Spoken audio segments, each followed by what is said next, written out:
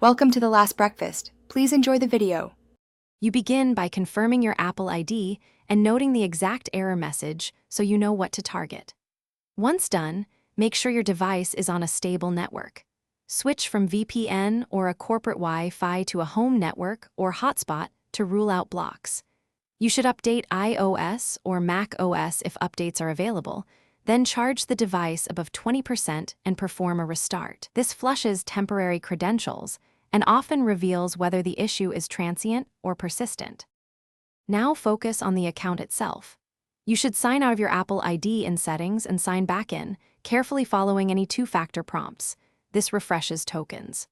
Next, verify payment methods, billing address, and security settings on your Apple ID account page so nothing is flagged. If authentication still fails, reset your password and then clear saved credentials in Safari and iCloud keychain to avoid repeated incorrect entries. These steps resolve most account validation mismatches. Finish by isolating network and device causes. Reset network settings to clear corrupted DNS or proxy entries, then test using cellular data and a different Wi-Fi to confirm connectivity.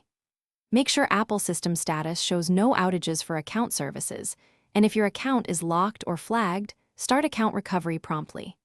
If the error still occurs, collect basic device logs and contact Apple support. Provide the exact error text, steps you took, and timestamps so they can escalate efficiently.